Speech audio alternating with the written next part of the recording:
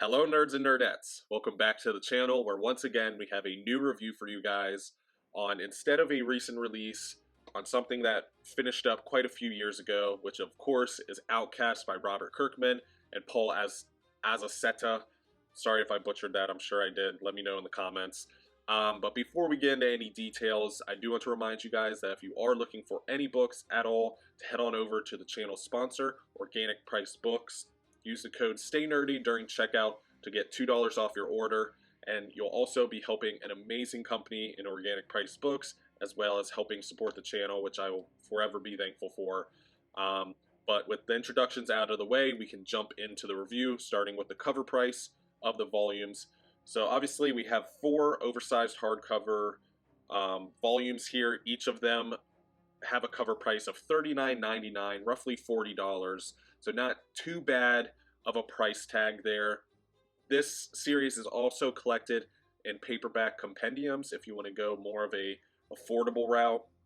I know that I think is about $50, $60, give or take, which is fairly standard for those softcover compendiums from Image. Very divisive title. You either hate it or you love it, but we'll talk a little bit about that once we get into the book, which we can jump to now. And here we are, Outcast by Robert Kirkman and Paul Azaceta. Probably pronouncing that wrong, as I've probably said a million times now. This is going to be a little bit different just because this is going to be multiple books, so I'm going to do this to the best of my ability. But that is the cover and the spine. A decently sized book for a very interesting story, especially in this first volume. We'll flip through it fairly quickly since we have 4 volumes to cover. Title page, and then obviously the creators. Then we get right into the first issue. So Outcast overall is a very interesting story, one that I 100% enjoyed, especially during these earlier volumes. I'd probably say the story itself is at its strongest during volume 1 and 2. That kind of storytelling aspect and story elements that they explore in those 2 volumes I much more enjoyed than the story that is explored during volume 3 and 4.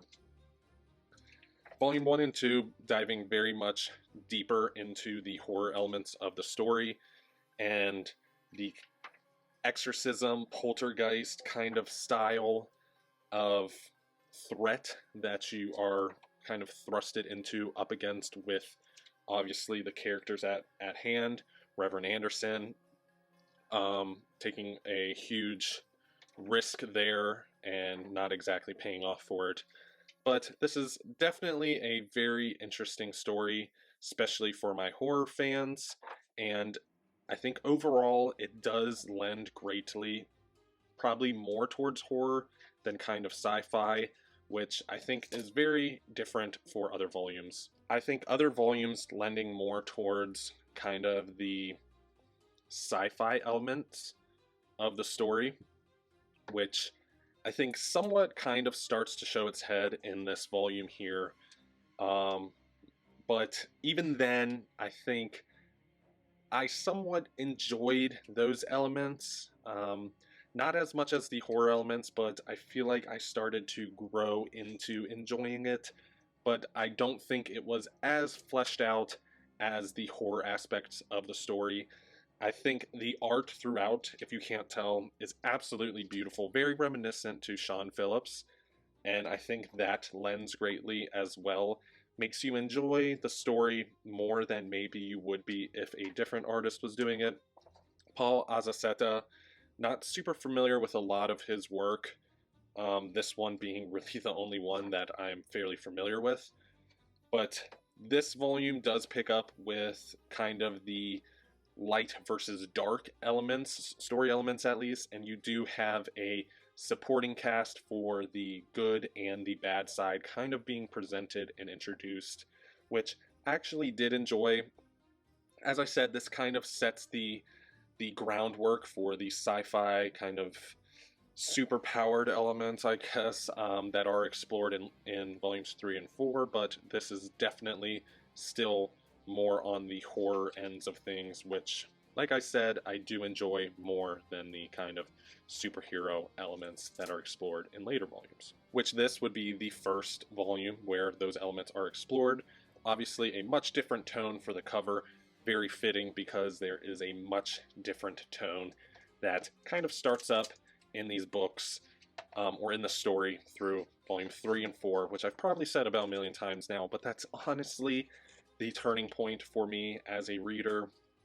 I was loving the horror elements so much, and I loving the characters, and really enjoying the dark paths that a lot of the characters were going down in the name of destroying evil, specifically Reverend Anderson. But then it ends up just kind of not mattering because our main character, Kyle, just becomes something more than just a man with a unique ability. He becomes the beacon, the light at the end of the tunnel, which I feel like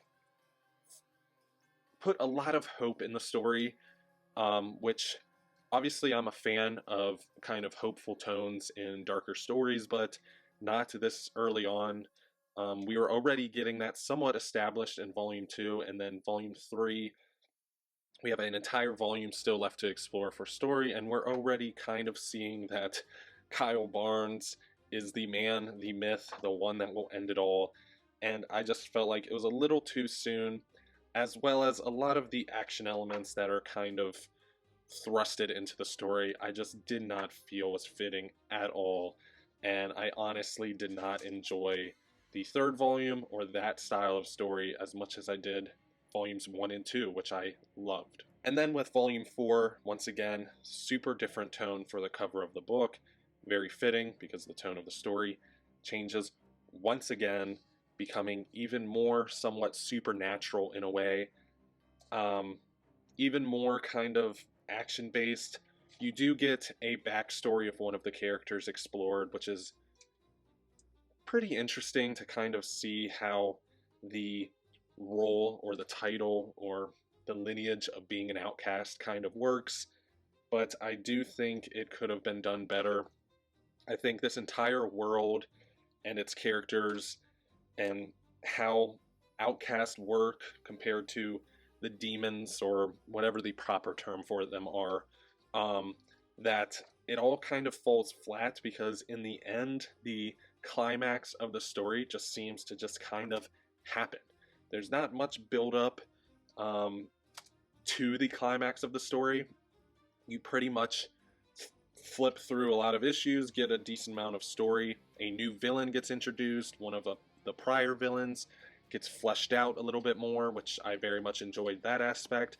But then after this next villain gets introduced, you pretty much get thrusted right into the climax of the story, and you just feel like Kyle, the villainous organization, the demons, whatever you want to call them, neither of them had a hand to play in the climax even happening and what happens at the end, which possibly is maybe the point of the climax. Maybe it's meant to represent a divine intervention, kind of thrusting itself into this battle between good and evil, light versus dark. But to me, I just felt it kind of felt lazy and out of nowhere, and it really dropped the tone and the story elements of like God and Satan, heaven versus hell, dark versus light, and just kind of went deeper into this maybe deeper meaning that Robert Kirkman wanted to explore more, but it just didn't feel there for me, honestly. And that's no bad critique of Robert Kirkman. He's one of my favorite writers, really, and I just don't think this is his best work as far as in comparison to Invincible, Walking Dead, and his other titles. I just think if you do look at it with the context of comparing it to those titles, then this definitely does fall flat. I think as a comic book, it doesn't perform horribly. Even as a horror comic book, I feel like this has a lot more horror elements that deliver better for me as a reader in compared to other horror comic books. But I definitely think other Robert Kirkman titles are 100% better. I do enjoy the ending of this. It is somewhat happy yet ambiguous at the same time, which I'm a huge fan of, especially for darker or horror-esque titles like Outcast. And welcome back. So, if you guys could not tell by my overhead shots, I was somewhat torn on my overall idea of this story. I feel like the relationship I had with this series in general was a roller coaster. Points that I absolutely loved, points that I was confused about, and other points that I absolutely disliked. Starting first with obviously the kind of composition of the story, which I think you could probably split up into three aspects, as cliche as it sounds: beginning, middle, and end. And the main reason is because I think each of those transitions kind of carry a completely different vibe and tone and storytelling style, even though it's by the same creative team. But first, before we jump into any of that, Paul Azaceta's art throughout is absolutely beautiful.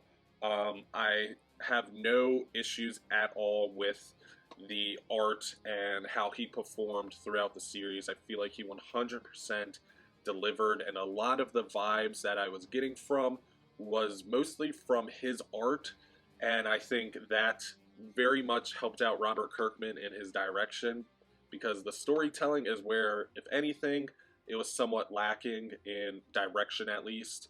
Paul Azaceta's art was very reminiscent of like a Sean Phillips kind of style, somewhat crime noir feeling, but much more focused on obviously the supernatural that this book focuses on more, which art-wise I would absolutely give it like a 9 out of 10. I mean, he really put everything he had into it, and you could definitely tell he was trying his best to kind of keep up with where the story was going, from horror to supernatural to action at points, which then kind of gets us into the storytelling aspect by Robert Kirkman, which of course in the beginning I was a huge fan of. It felt very much like a love letter to classical horror movies like Poltergeist or Exorcist, having very dark scenes and very interesting paneling, focusing a lot on jump scares and kind of eerie imagery.